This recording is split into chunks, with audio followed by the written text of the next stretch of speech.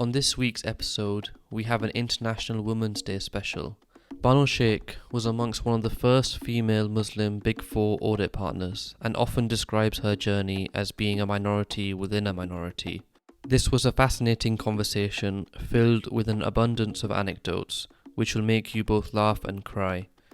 In fact, since starting the podcast, this was the first time Muhammad and I were left speechless. But more importantly, this episode spreads a message of hope and inspiration. International Women's Day is not just about highlighting the improvements we need to make as a society, but also to celebrate the achievements of our great female leaders. Bano is one of them, and we can't wait for you to hear her story. Bano, thank you very much for coming on Leadership Unplugged. We're very excited to have you. And even from the pre-discussions we've been having, there seems to be a lot of stories that we kind of need to unpack and unravel.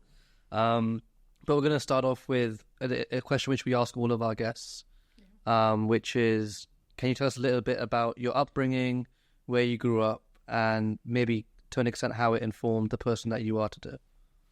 Yeah, sure. So I am the youngest of the four siblings. I was born in Karachi, raised in Dubai. I was quite a late born in the family, so there's a big age difference between my brothers and sisters. And they were quite close to each other. We are three sisters, one brother. A big, naughty, happy family. That's what I would say. So I think childhood mostly in Dubai, all the way to my, to the time I finished my O-levels, A-levels. And then we moved back to Pakistan in around 97. That was when I finished my A-levels and moved back to Lahore because suddenly my father decided it's time to go home. And he forgot that home it was Dubai for most of us because we've been brought up there. But it was a great journey to then, go from Dubai to Pakistan and live in Lahore. Yeah. I want to pick up there. So I had quite a similar kind of process. I grew up most of my life in the UK. At the age of 15, after having grown up here, my dad decided it's time to go home. So we moved back to India for 3 years. He was quite ambitious. He wanted to work in healthcare there. They're both doctors. And I think that was quite a transformational move for me personally. How did you find that? What were the challenges and what were the benefits in hindsight maybe of that move? It's a very good question because the thing about is when you brought up in Dubai, you actually end up going to Pakistan for weddings. So you enjoy the food, you enjoy the people, you would go. But actually going back and living there and starting new is quite challenging, I would say. Especially suddenly you have to create new friendships and live with family and think about things which were very uncommon. So Dubai is a very safe place, right? So we grew up in a childhood environment where we were doing whatever we wanted to do. Suddenly going back to Lahore, you're asked many times, how are you going there? Who is taking you? So how are you going to go where you want to go to? So there were those basic questions you had to get used to it. The schooling was different.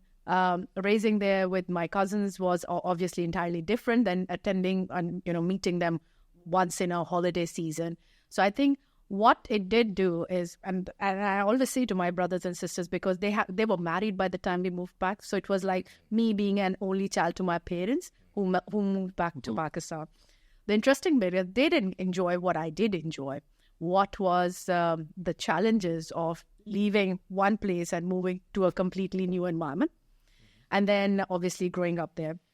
So I guess the best thing about it was the settlement, crying to my parents all the time, why did you get me here? Falling sick about it, arguing with them, I want to move back. Because my brother still and his wife did live in Dubai. So I thought, is it easier for me to just go back to him? But I did realize once I did go back to my brother, living with parents is far more easier than living with brother. So I thought, that's it, decision made. Now let's make Lahore your home.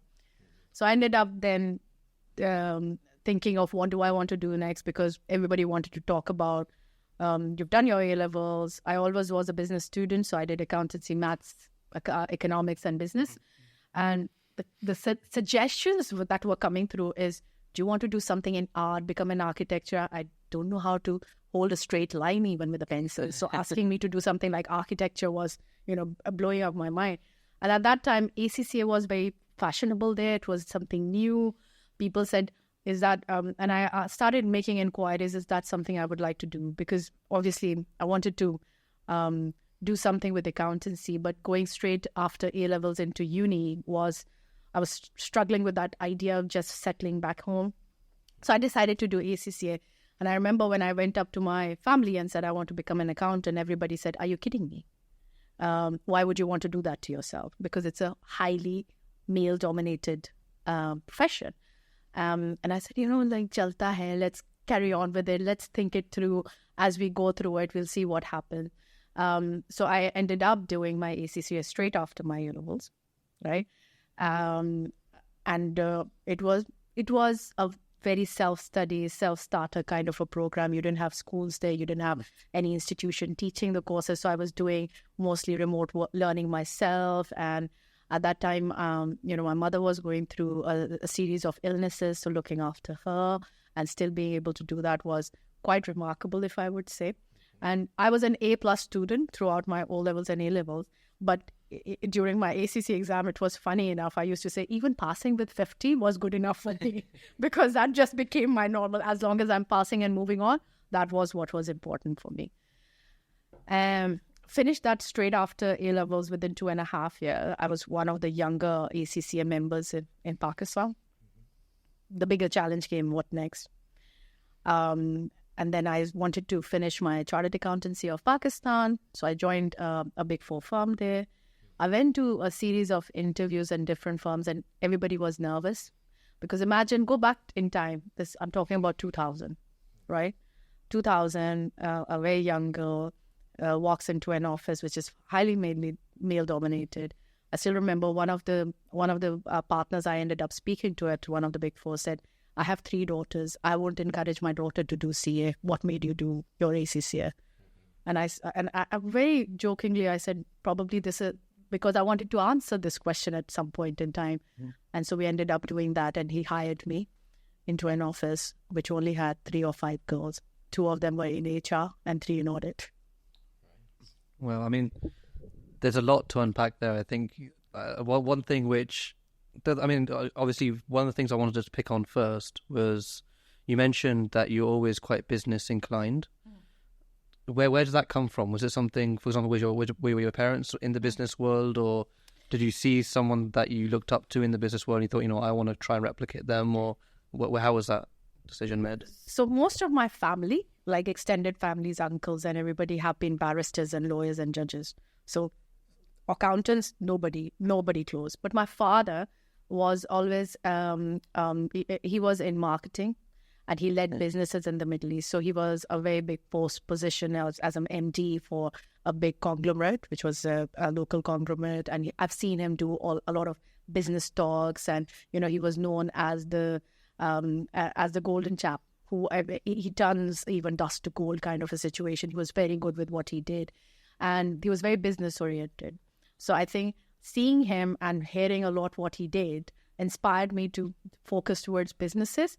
And accounting was not even his domain. So even till the very end of his time, I used to do his numbers because he was really bad with it. But the versatility he offered through his experiences made me think I want to understand businesses. I want to understand what is a conglomerate, what is monopoly, what is all of those things that you study in economics or business studies, but seeing it from a lens of actually getting to know them better. Now, you mentioned that you joined the Big Four firm. You're one of a handful of women in the office. Talk us through what that actually felt like and what were the actual kind of day-to-day challenges, and how did you cope with that? Yeah. I wonder if any of them will be listening who were there on my first day, to be honest, because I still remember that first day walk to the office. I thought all the girls who were there were really friendly and they saw, one more girl. Yay, our gang is increasing in number. But I still remember the silence when we walked in because all the guys, all the men in that room who were on the audit floor were thinking, who's going to take her on an audit? I don't want to take her. I don't know who's going to be the one who's going to take up that, first leap of faith and take another woman into an audit. Because to be honest, in 2000 at that time, it wasn't easy because it wasn't just those men who were there on the audit floor. It was also the clientele, the management. They weren't really open to the idea of having women come and do audits, right? So it was always a challenging conversation. And a lot of times we were asked that if you want, you could just stay in the office and just do what you feel like doing, which would be HR, whatever. And let's not force them to go on to the ground floor where you have clients and management to meet. So the first day, I would say, as difficult it was for the men on the audit floor, it was extremely difficult for me as well, because while you want to remain who you are, right? Obviously, at that time, a lively, budding, happy girl, and then coming onto a floor where you see everybody who's much older, and obviously they're bosses, and how do you interact with them? So I think the nervousness was both sides. One thing which is quite striking is that you always kind of gone into challenges head first, and not necessarily afraid to take on a challenge. Well, where does that come from? Because that's not necessarily born in people. It's kind of, is it something which you think you were born with, or is it something which you developed? And when you go into a challenge and it doesn't necessarily work out the way you want it to work out, how does that affect you? Was I born with? I think a lot of us are born with the intuitiveness to be challenging, but somehow over the time we become lazy and we don't want to explore it anymore. But with me, I always had that opportunities, right? Because my father was a very, very, very challenging human being himself. He would, change the status quo quite a lot. He would challenge what he was doing. So if I ever tell you his story, which could be a series in itself, you'll be surprised, right? That how he would keep moving into different circumstances and keep going. So he was very encouraging. To now, I would say he was most encouraging in my life. Who said, okay, what is it that you want to do? And we would have that, discussion, and he'll say, okay, I feel your mind and heart is set to it. You might as well do it, So I think naturally what happened was I was always, people would say retaliative or ambitious or whatever, you want to say it anyway. I personally think I was naturally very curious. I wanted to keep trying things. Either I will learn something out of it, or either I will fail and have my ice cream, which was my go-to thing. Because if I had my ice cream, I knew things would be okay. Yeah. So what flavor ice cream is your go-to flavor? Oh, God, so many. You give me all, I'll have any. But usually it has to be my coffee and chocolate. Oh, okay, coffee ice cream. Interesting. Okay. So tell us a little bit more about that journey in your initial kind of phase of your career. There was this initial hesitation to bring you on audits. Did you have someone who kind of championed you and kind of mentored you and helped you kind of develop there? Or how did that kind of go about? So I think my first audit was a very challenging one. I remember going on to that audit with a very senior person who had just finished his chartered accountancy. He was counting his days of finishing his articleship and moving out. He took the challenge of taking me on to one of the audits. We ended up going there. And my first audit was quite a surprise for me, because I went to the management to ask a question about, a process walkthrough that I had to do. And I went up to him. He didn't know how to respond to me. So I asked him a couple of questions. I need a few things, a document. And he said, can you send somebody, a male colleague of yours from the team? And I came back into the room, and I said to the job in charge at that time that he's asked me to do this. And he said, okay, why don't... And he didn't know how to respond, but he could see I was a bit upset. And he said, look, these are your challenges. You're new to this. People don't take it easily. Why don't I go with you and I'll explain you're part of the team, and then you'll see. So I think I must say, while people were nervous about taking a female colleague onto the floor, once they actually saw that, it is equally challenging for her, they started to help you, coach you, mentor you, and wanted to make your life easy. So one thing, you started working within the Big Four within Pakistan. Yeah. And I wanted to ask you, because when you kind of leave the world of textbooks and enter the real business world, there's certain things which surprise people. What were one of the surprises which you came across when you actually ended up working on real life businesses, doing real life audits rather than, answering an exam question, for example? Yeah, again, a very good question. I think in textbooks, it doesn't teach you how to deal with people. So one of the reality that hits you is you would know how to do your debits and credits and everything. But learning about it or then talking about it and doing it live with people is a different ballgame. So I think one of the biggest challenge for me was it was never in the books that I will struggle with management or people will be thinking twice of taking me to the audit floor. So that was a very big realization. It made me very restless initially that, oh my God, I decided to do CA, I decided to do ACCA, but have I made the right choice? Because then all those fear factors that were bothering me were coming back and haunting me. They were sabotaging me, saying, how will I get on with it? But I still remember that the textbook world is obviously very different to your real world as well. And a lot of things that you do learn in your textbooks, you don't actually apply them. The economics and everything, you don't really put them into practice.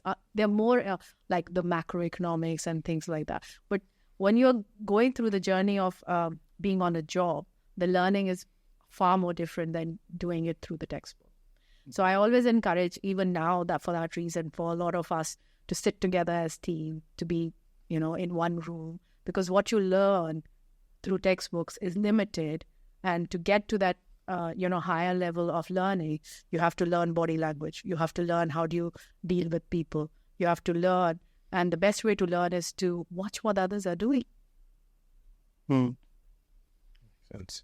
And then once you kind of had your initial few years in audit, you had a couple of different careers. You were in industry for a while. You did consulting. Talk us through a little bit of that journey. So I think, like a lot of people who finish their auditing, qualification, they've done your studies and everything. The one thing they all want to do is branch out and see what's out there. And at that time, when I had written my CA, I was one of the youngest one, because remember, I did not go to uni. I did my A-levels, I did my ACCA and straight into CA. So with a very condensed period, I finished my qualification. And suddenly came the roadblock of who will hire me. Yeah, because very young girl, very limited choices at that time in 2002-03. What do I do now? So I ended up being interviewed in different places. And as I wanted to challenge myself, I decided to join the textile industry, which is Pakistan industry is 80% textile. Again, it's a highly male-dominated industry. And getting a job as a finance manager, I thought was wow, I got this job. It's amazing. And I was the only female in the entire office at that time. And I still remember that when I went for the interview and how I did it, and they were a very conservative group of people who were working there. But when I went back to the factory site, I realized half of the labor force was women. So it gave me encouragement that while at the top level, at the management level, they're not women, but they're enough on the labor force. So I think that was an interesting experience, a lot more challenging than I had thought, because I thought, oh my God, I've done it in the CA firm, I've done it in the firm. It can't be any more difficult. But I must say it was far more closed than I thought it would be.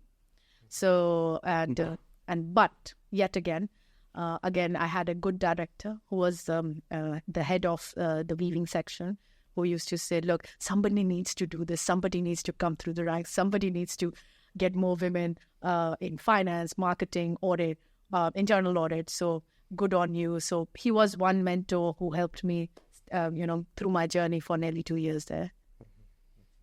And you mentioned this mentor, this director, which kind of helped you.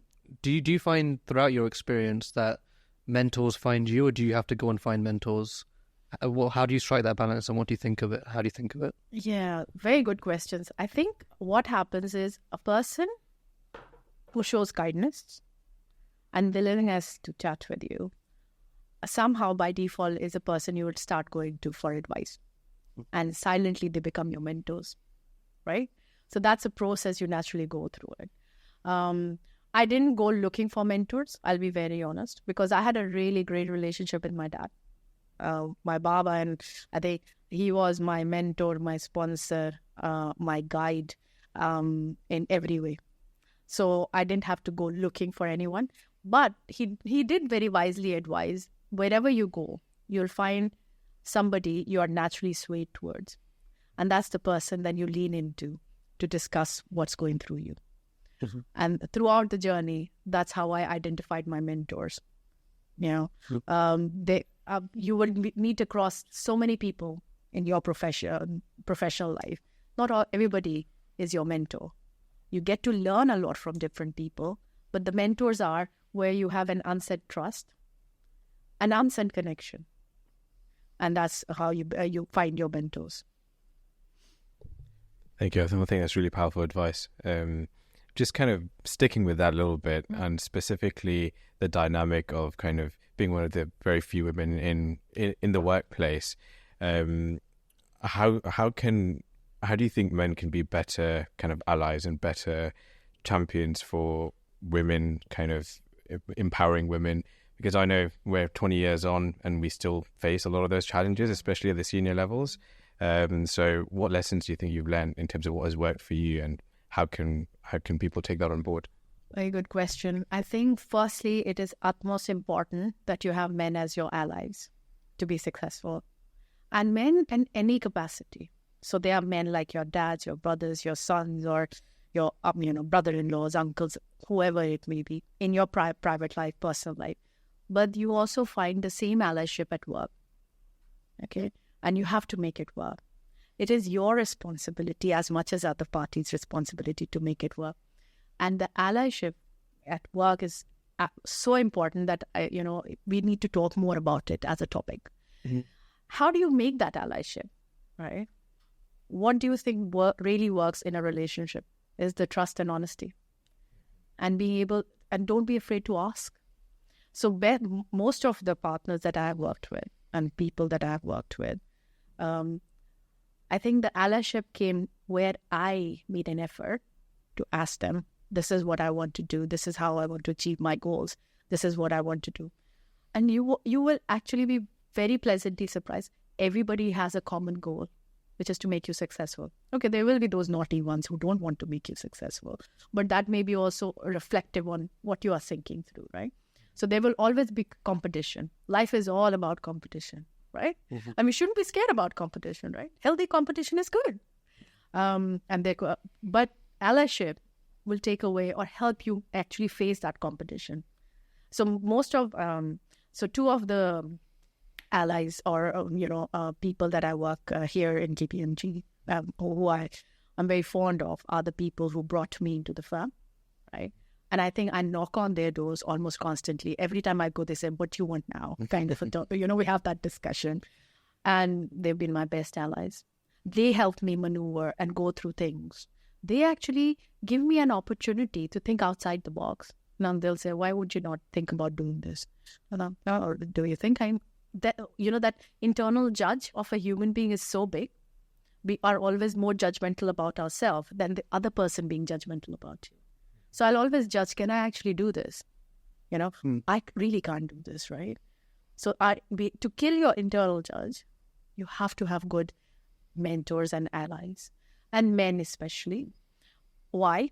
Naturally, you will be ending up working more with men.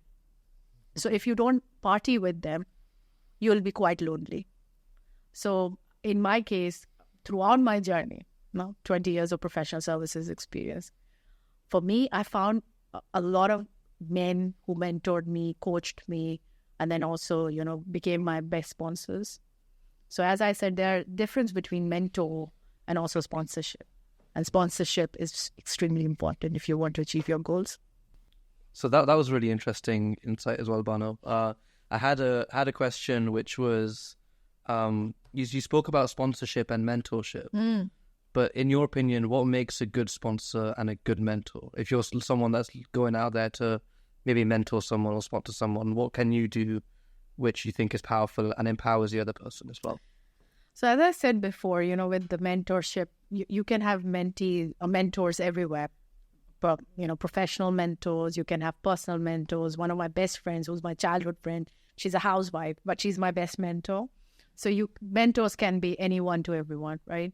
Those who you go for advice. And some of those mentors could be Those you go for advice on religious issues. Those you would go about advice about, discussions around what do I want to do with my personal life, professional life.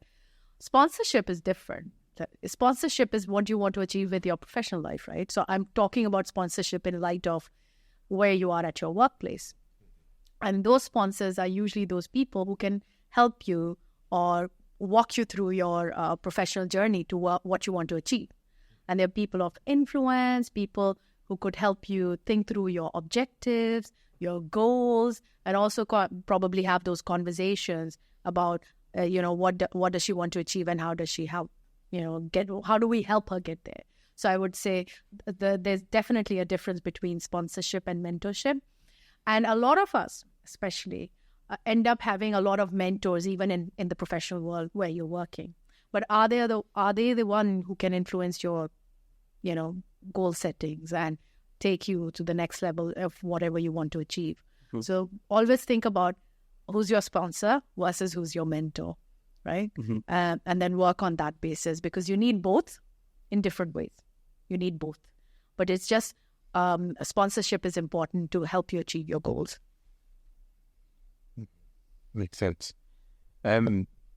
Should we talk a little bit about your move out of Pakistan? I think you spent a little bit of time in the Middle East and then the UK. Tell us a little bit more about what that journey was like. So sure. So I've, as I said, childhood, schooling, all in Dubai. Then family taken back to Pakistan, did my ACCA. And I lived in Pakistan for nearly 7-8 years. I did end up being briefly married. That didn't work out, unfortunately. It was quite a difficult time for me personally, because, like a high achiever, you want to make sure you achieve everything and you work on, you are successful in every decision you have taken. And marriage is a big decision you would take. Yes. In my case, it was like an arranged marriage, but unfortunately it didn't work out. So very quickly, I knew this wasn't the right relationship for me. Ended up having a lot of discussion with my parents about it. We collectively decided, give it a longer shot instead of deciding on it fairly quickly. I did that. But my father could see that I was really unhappy and I was struggling. And he helped me make that decision that if this is not what you want, it's perhaps easier that you come out of this relationship. And, in my family, there wasn't anyone who's taken a divorce, would ask for a separation. A woman asking for a khula was an unheard thing. So he guided me through it, like, it's going to be difficult, you'll have a lot of challenges, you'll face a lot of it. And then he said, why don't you take a step away from this environment and go somewhere? And between him, without my mother being aware of it, we both were deciding that I'll leave the country. And I took that brave step of walking away and going to Dubai. I was in Dubai for nearly a year and a half. I worked at KPMG in Dubai. But at that time, I was still in that environment where a lot of noise about, my big decisions of leaving my marriage was bothering me. And somebody then, one fine day, I got a call that somebody in Scotland, a big 4 firm in Scotland, is looking for an opportunity. Ended up having a conversation with the senior manager and the partner same day. And I was offered a job. And in April 2007, while it was really, really warm in Dubai, I started my journey to the north. And I landed in my summer clothes on 26th of April 2007, thinking, what am I doing here? Because it was so cold. Edinburgh. I walked in there. I still remember, I didn't have a jacket or anybody. Everybody thought, is she crazy? Like, what is she doing like this without a jacket? And first thing I did that day was to go shopping, buy myself my gloves, my scarves, and my jacket. And so I lived in Scotland for nearly 6 years. The first 2 years were really difficult because I was firstly getting used to the English there, which is, having been brought up in an English-speaking school, studying all the, obviously the dialect or the accent is far more different than in London. And then, when I was moving to Scotland, I didn't know where it was on the map. I've come to London, never been to Scotland. So I think it was quite a shock, but it was very pleasant because people were very friendly. They made you feel at home. It was a very musical city. So you would always hear music in the air. So that made me feel, far more relaxed. Beautiful, beautiful journey. People in the office. All in all, it was a great experience. First 2 years were difficult. I used to come and go back a lot to get my heat in Dubai. And slowly then you got yourself climatized and then moved on. So I joined as a experienced hire and became a senior manager. So over the 6 years, that's when, I had a really transformational experience. Then decided, okay, this is going to be home for me, being in the UK. And then as we were growing up into that roles, did whatever I had to do, worked in Europe, in the Netherlands, worked with a lot of colleagues in the US, decided what's next. Then an opportunity came to work in consulting arm down in London. Ended up working with the chairman's office, which was quite a like a mini MBA. So he himself defined it that, anybody who takes this role, which is an 18-month secondment, is like doing a mini MBA.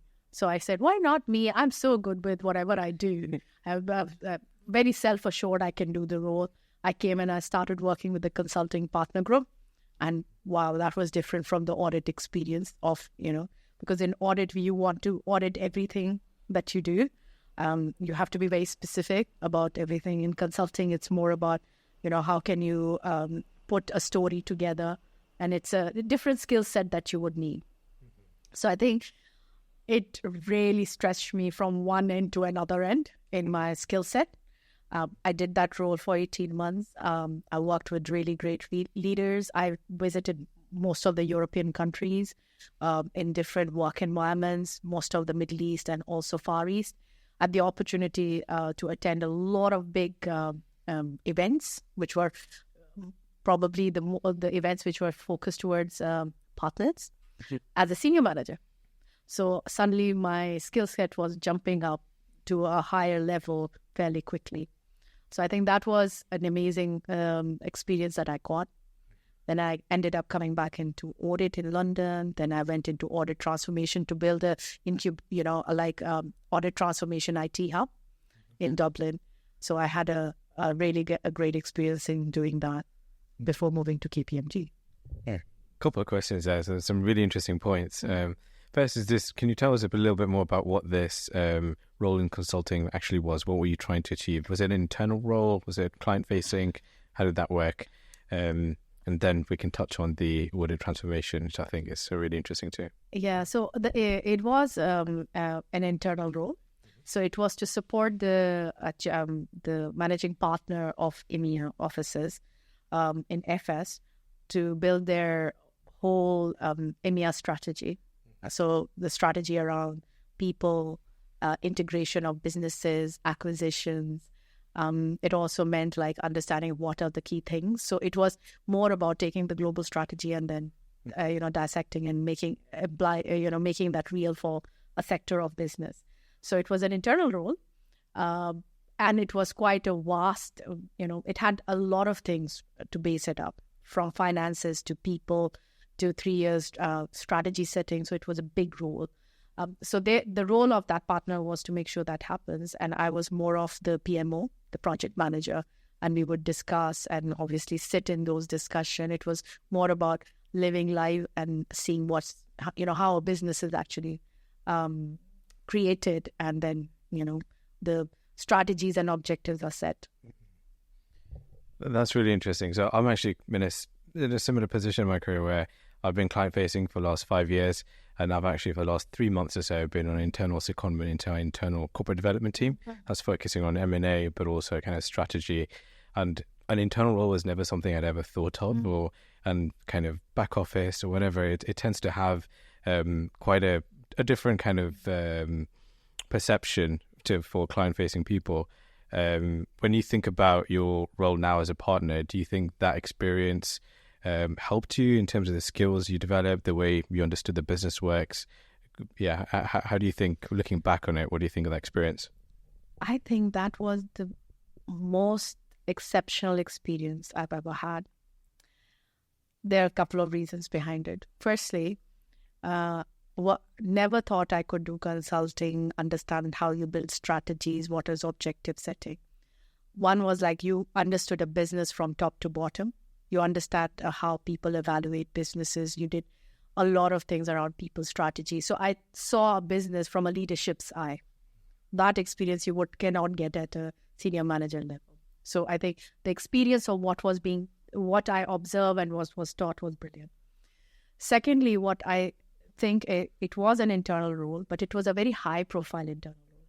So I got to know all the big partners, the senior leadership fairly quickly. So the experience was something I can never, it was exceptional for me. The third thing was, when I was taking up this role, a lot of people did tell me this could be career limiting experience as well, because if you don't impress, this could actually backfire. But who was I going to impress was the question on my mind. I was here to learn. And that was my experience I was trying to live through. So I think from my perspective, what I did learn was at that time, even at that leadership level, I was a minority within a minority, being a brown Muslim woman coming to the top. And I think all of that internal demons of, could I do this? Will I be accepted? Were being washed away by taking this decision and working with them. I think that's a really valid point. I think one thing which struck me when you were talking about your journey of moving to different countries was the word that came to my mind was change. Yeah. The fact that it seems like every year you're either going to a new position or you're moving to a different country or you're building a new team. And when we've spoken to leaders in the past, they've always mentioned the importance of agility as a skill, especially for the future workforce. Yeah. Having experienced that constant change, what advice would you give to a younger person who maybe is adverse to change, doesn't want to change as much? And, you mentioned it briefly there, maybe just actually getting stuck in and getting involved. But is there something wider there which you'd want to touch on? So they say I've always seen, and I've all, through my father, through what I've been able to do, change is a must. Nothing remains constant in life, right? So you have to evolve yourself. And how do you evolve yourself if you don't take chances and opportunities that come your way, right? So I think agility is a must. You have to be agile. You have to try do different things. So one thing that always came to my mind, right, and it would come to your mind and to your mind as well, is what am I doing? Is this what I want to do longer term? So unless from day one, this is, is this what I want to do? I want to be an auditor. I want to just stay in the profession. Till you don't explore what is out there, how would you know what is your interest? What are you passionate about? So even to find that purpose and that, reasoning of profession, what you want to do, you have to keep operating outside your comfort zone. Take chances, do something different, because you'll learn to fly and be successful, or you learn from your failures and you become a bit more mindful. So that's the thing that I would always say. You have to constantly change, evolve yourself, grow yourself, mature yourself. And every experience of living in a different country, doing something different professionally, and upskilling your skill sets, maybe softer skill sets or technical skill sets, is a must. And I think that journey doesn't even stop. I thought once I'm a partner, that would stop. It doesn't. You're always wanting to do something different. And you should. And that's the advice I would give everyone. So my niece, I've got 8 nieces and nephews, right? Big family. And they all come for advice. The one thing I say, do not box yourself so quickly. Do not say this is only what I can do. Because you don't know till you don't try what you can achieve and do. So work on that feeling. That curiosity should remain in you, that I can do even something better than this. That's really powerful. Now, you mentioned, I want to dig in a little bit into your role in audit transformation. And I guess you work in a profession which a lot of people see as being quite ripe for disruption by technology. So if you can talk us through a little bit about that role and how you see your profession evolving in the near term. So I think, everybody is asking for efficiencies in audit, right? How do you make audits efficient? How do you condense your, the timetables of your audit? You can only do that if you have more technology. You need more real-time data. You want to do more, 100% confirmation on what the balances are and stuff like that. So the role that I did in Dublin was, how could you transform the audit of, let's suppose, a simpler audit through the use of technology by automating the data in and spitting out the data out and getting, condensing the overall audit cycle. That's what we ended up doing there, working on how do we make the audit more automated and condensing the timetable and making it a more of a real-time audit.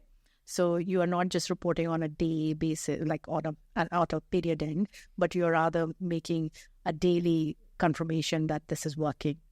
And if there are issues, it comes through light more quickly. Audit is always going to remain fashionable. It's not going to go out of fashion, because we all, especially, we want the trust to remain. And the audit is a must for all of us. And how do you make that audit better? Like faster, sleeker, more powerful and impactful, and is only going to be through the use of technology. And you see that more and more now. So when I started, 20 years ago to where I've seen that transition from having paper bags, files, to, having computers to do a lot of your documentation, and now even everything. To a greater extent, most of your audits are getting a lot more automated. But that doesn't still take away the element of human. You still need that challenge, the robustness, those discussions that only people can do on both sides, the management and on the other side. I think that's a really interesting point around the audit profession more generally, and the direction it's heading in being more real-time and more efficient, I think. So one thing I wanted to ask, and you mentioned this a couple of times throughout the recording, is in a lot of situations you've been one of the only or the first kind of Muslim female individuals in a team or managing a team, for example. How has religion kind of informed the way you work and who you are at the workplace, and how has that journey evolved from, I guess, Bano when she first started in Pakistan to the Bano you are now? So I think this is an interesting question for me, because a lot of people ask me, what is religion for you? So I think because I grew up in a Muslim country, right? Being Muslim and being accepted as a Muslim was the unsaid reality. You didn't have to work on it, right? You didn't have to tell people you're a Muslim. Either your name or where you are, it all gave in. So there was never a need to call it out or hide it, both ways, right? So it was a very natural transition when I moved from Dubai to Pakistan, but I thought it was equally natural transition when I even moved to the UK. A lot of people wouldn't talk about their religion. I very openly talked about my religion. So I was very open about my fasting. I was very open about that I need time to pray. And was been very open about my visits to the pilgrimages to Makkah and Medina. So it's never been hidden. What was surprising is people don't want to talk about their religious journeys or spiritual journeys. And they have their reasons. Probably it's the unconscious biasism they have them for themselves as well, as much as others may have about them. And that, quietens what they want to bring to the table. But for me, naturally, bringing your whole self means that, you're open about your religion and you can talk about it. So I think I never hid it, and I don't even hide it now. And then I actually actively took ownership by being very vocal about me being Muslim, and then leading a Muslim network within the firm. Because I think, as I said, I'm a minority within a minority, brown girl, then also, a brown ethnic minority. Do I say brown? I don't know. I'm ethnic minority. And then, well, obviously being a Muslim, I'm a minority within a minority. But there are many far more people who have the same journey. And they have to see that if I can do it, they can do it even better than what I have been able to achieve, and faster, I would say. So I think I need to make sure I keep doing that. So I'm very vocal. And yes, I was amongst the first few Muslim women to, mashallah, become a partner in a big four firm. I'm very proud of it. And if I'm proud of it, I have to make sure I make this path easier for others. And so coaching, mentoring, being visible, playing a role model is important in that way for me. So being that role model, do you feel pressure in that sense? For example, obviously, when you're doing your day-to-day work, you're not only representing yourself, but you kind of feel like you're representing all the other female Muslims in the firm, or you feel like you're holding a mantle and you're trying to break through that glass ceiling for them. I do feel that pressure from time to time, and especially when I sit at different panels and speak about my journey, because usually it's the crowd. They ask me a question and they set a bigger, goal for me. Like at one of the events, they said, so will you ever sign a FTSE 10 or a FTSE 50? And I sat down there thinking, do I really need to? But it was a question. They encouraged me. They pumped me up to do the next level. So I came back and I remember having that conversation with my performance manager. Can I sign? Do you think I could sign a FTSE 10? And he said, where is this coming from? Because I'm just a fresh partner, third year audit partner, and, just do. But these are ambitions, right? So that question in itself told me people want to see me achieve all of that as much, right? So that inspires me. It's pressure. That means that means definitely I want to do more. I want to excel. I want to be able to demonstrate if I can do it, others can do it. So there's always pressure, but there's also inspiration. Yeah, that's a good point. You mentioned kind of being a minority in many different respects, right? Do you think that kind of compounds the challenges that you faced? And if so, what advice would you have to other individuals in similar positions, but also businesses who are trying to tackle some of these challenges? So, very good question. I feel it does compound the issues, the challenges.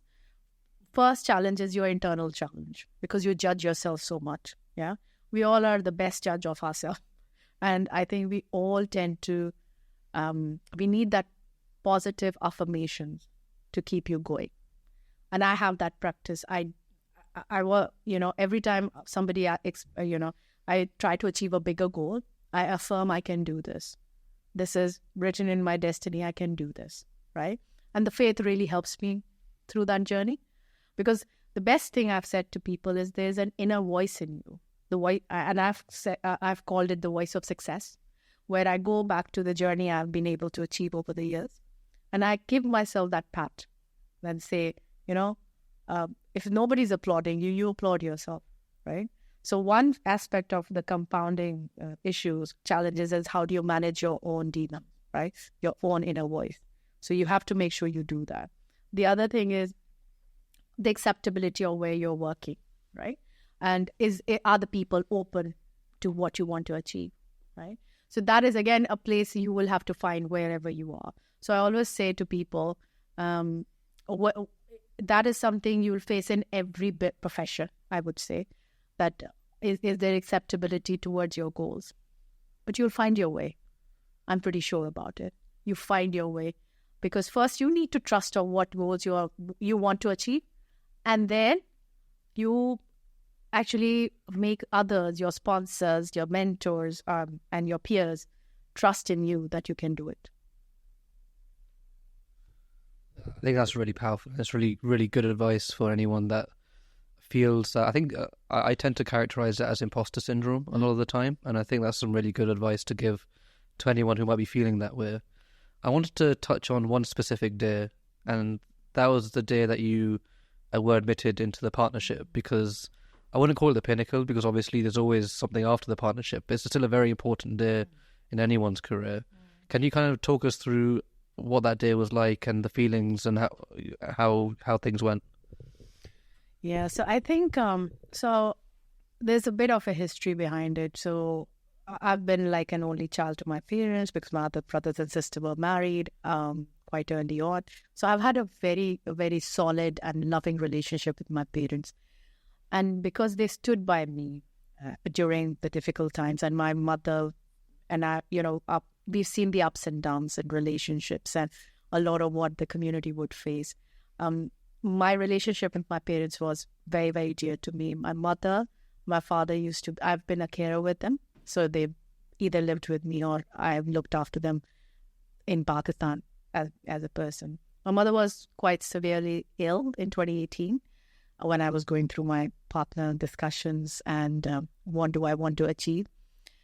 And I think before me, my mother had that faith in me that I'll become a partner, because she used to say to me that, whenever I've said you can't do this, you've proven me wrong. This time I'm telling you, you'll get there. And so there was a reversal, because I was just thinking, is it really possible I'll get through it? And she was saying, no, you'll get through it. And while I was going through my partner panels, my final partner panel was scheduled on the 16th of September, which was a Monday. And on the 20th, I had just come back from looking after my mom, because she was quite terminal with her last stroke. And she said, no, go and do this and come back successful. And on the 15th, which is a Sunday, I was very uncomfortable. And I was talking to my mother on Skype, and she passed away. My father that day told me, do your panel, because, in Islam, we do the janazah fairly quickly. And I said, no, I can't do this. She needs me. I'll come back. And I still remember my family, my brothers and sisters, everybody did say, finish this and then go back. And I said, I have to say goodbye to her properly. I have to do what she needs to, because her relationship with me was not just of a mother or a mentor or a sister. It was of everything. Every kind of love was through my mother. So I took the bold decision without telling my father. I called up my boss, my current boss here, who was my sponsor, and I said, look, I can't do this. I'm going away. And he was totally understanding. I went and I did my mother's janazah. But as I was, we wash our parents, you're allowed to do that. And I was just, wrapping her and making her ready. And as we were going through that, the series of action, for somehow, deep inside me, I knew I'm already there. Because I could see the peace on her face tells me that, whatever she's prayed for, I've achieved already. So I think that day, achieving the partnership was one thing. But that day, having that faith that whatever she's prayed for has already been answered was a different spiritual experience. So after the janazah, within a week, I came back. And I think that last panel was the easiest of the panel I had ever done. And within half an hour of that meeting, I was told I was welcome on board. You're our partner now. So within 30 minutes of me finishing that panel, I was told the decision was positive. So, yeah. So I think on hindsight, has anything could have happened differently? No. She sent me back to come and do it. She called me back. And then everything was easy. A very, very important reflection for me is certain decisions you take through with your mind. And certain decisions you have to take through your heart. And the ones which includes living your values, doing the right thing, always through your heart. And once you've lived through those experiences, I kid you not, the reward is much bigger. So one of the follow-on from that is my mother went after 50 years of living with my dad. And then my father fell in. And my father, 85-year-old, very solid guy, loved me, wanted to come and see me in London, see where I worked. But unfortunately, 2019, I became a partner. 2020, COVID hit. So by the time I was planning to bring him over, things happened. Around January 2021, he fell quite ill. It wasn't COVID then. He had a massive stroke.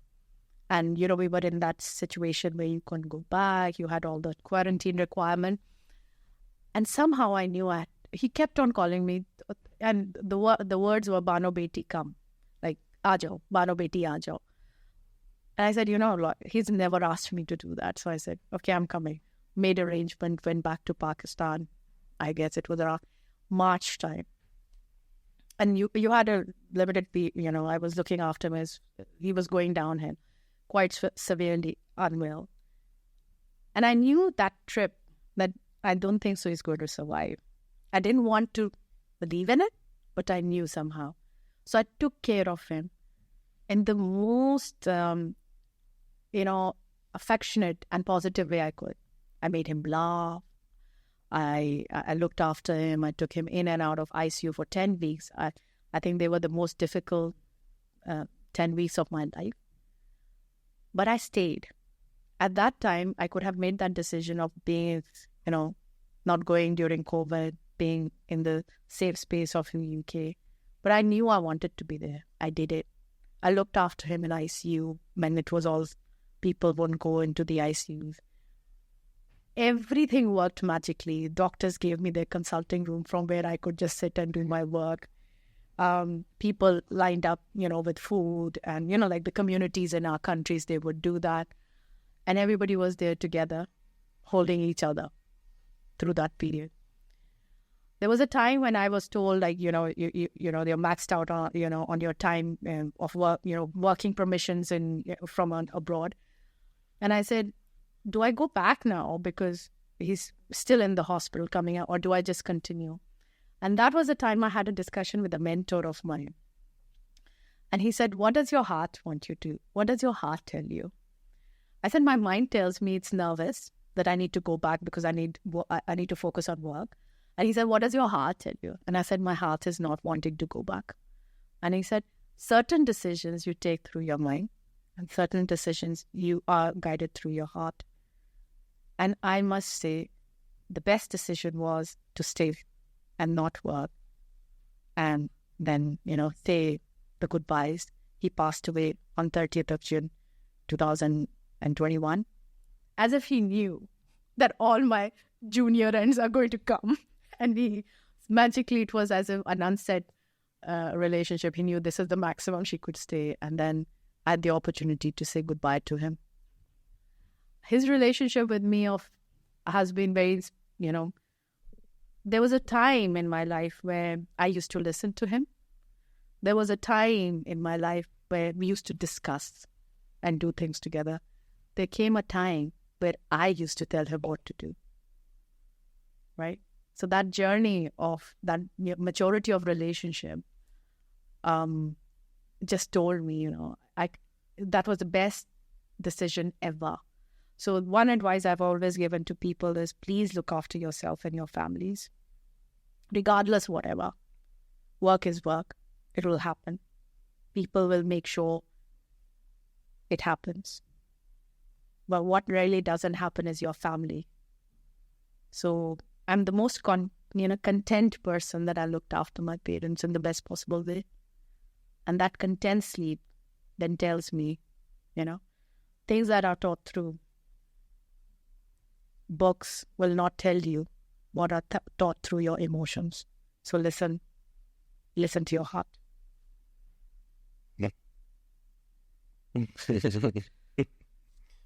Yeah, that was really moving. Thank you. I think that was a lot of kind of really, really unique advice there. I think that comes through from the lived experiences that you've had. I'm a bit lost for words. I think this has never happened in an episode before.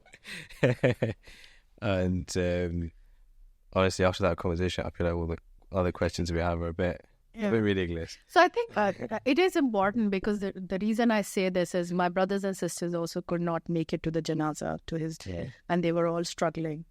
But I was very clear, this is what I have to do. Because in my mind, in our religious point of view as well, we are taught, right? What will be... So the one question I live with is, what will I be questioned? Well, on the day of judgment, how much I earned? No. How successful I was in the dunya? No. But I'll definitely be questioned about how did I take care of my people? So if that is your clarity, then you know the answers. I mean, I think. Thank you again for sharing that out. Again, echoing Mo's comments there. And I don't know. I think what strikes me is that throughout your life, there's always like a constant kind of dance between professional life and personal life, and at points your professional life takes over, and at certain points your personal life comes to the forefront. I think you mentioned it briefly about talking about following your heart versus your mind. Do you find that when you do that, it's kind of you follow your heart because the voice from your heart is stronger, or is there an inclination or a sign which tells you actually I should follow my heart in this instance rather than what my mind is telling me? I think I'm very clear on the purpose that for me, it's clear that I have to follow my heart most of the time because my purpose is very clear. So, there was somebody told me, what is it? What is your purpose, right? Obviously, in a professional sense, I am an audit partner, but my purpose is to serve people and to make sure that I do my best at that. Unfortunately, even through my profession, I'm doing that. Being an audit partner, I look after teams. I look after people. I am, coaching them, guiding them. I do the same. People are guiding me and coaching me. And through the activities of the network and what I do in the wider arena, I have to make sure I do that. So the voice of the heart is very clear. And I always say my mind confuses me a lot of times, but the heart is very, very, very clear. So usually say you need to be mentally clear, but I would say your heart needs to be clear. Yeah, again, I 100% agree with that. That's really resonates with me personally. I want to kind of ask some, I'm going to call them high-level questions now, because I feel like all the questions we have now, they're quite kind of surface level compared to what we've been discussing in the last 5-10 minutes. But I know there's going to be a lot of people listening that aspire to be a partner, especially at a Big Four firm. And as yourself being a partner now, what would you say to those people? Because obviously getting to partnership is not an easy route. You have to have a passion for it. You have to have a fire in the belly.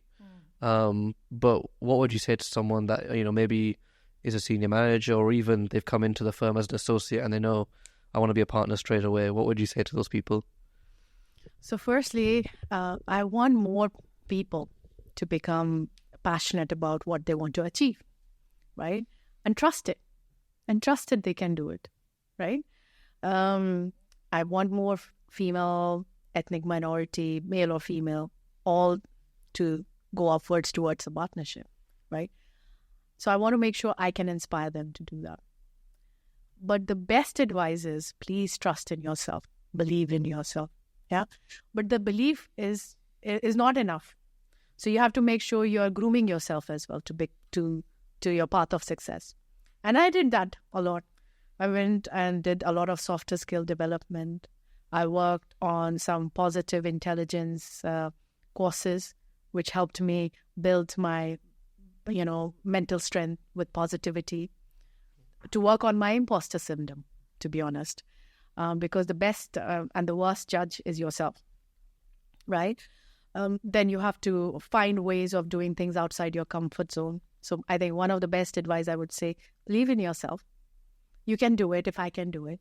And come to me, I'll teach you how to do it even better. Because now I know a lot of the hints and tricks of what I could have done differently. So there is always this thing.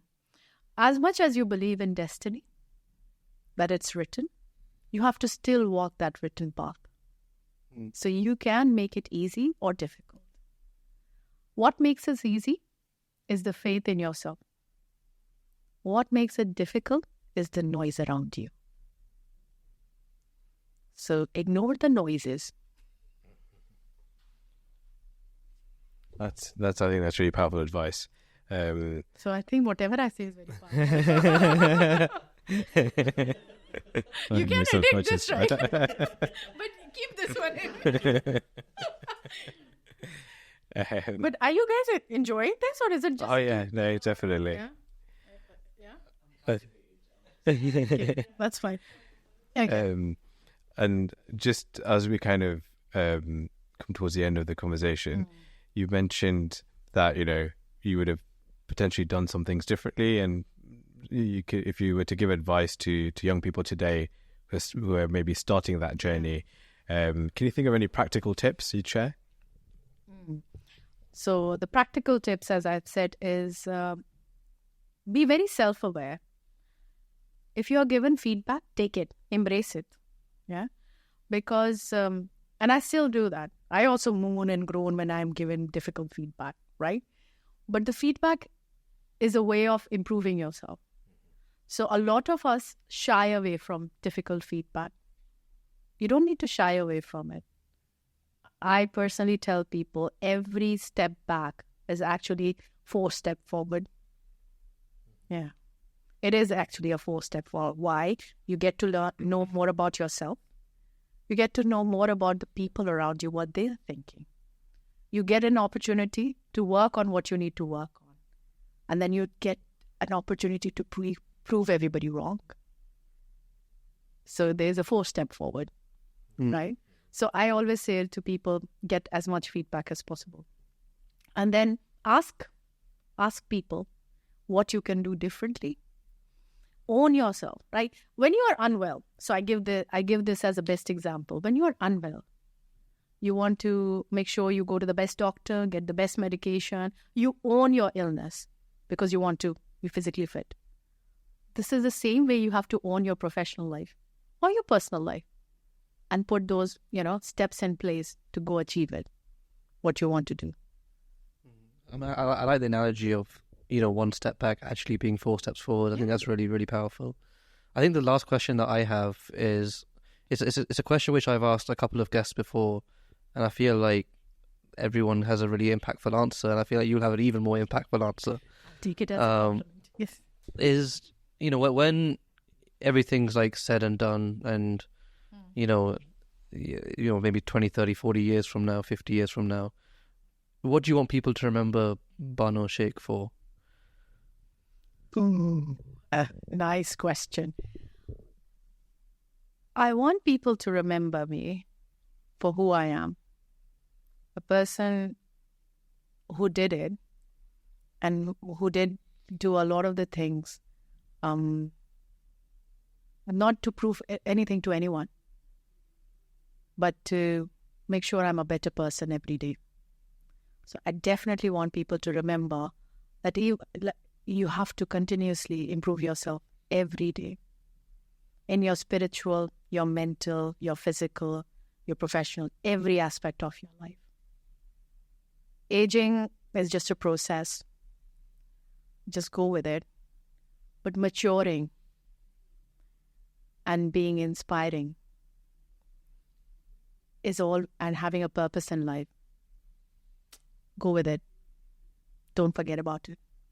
Don't let anyone make you think differently. Don't shrink in this world because you are not born to shrink. You're actually born to do more than what you can. And only you define and you decide what that is. Don't let others decide your destiny. Write your own destiny. There is that sher, खुद ही को कर बुलंद इतना कि खुदा बंदे से पूछे तेरी रज़ा क्या है.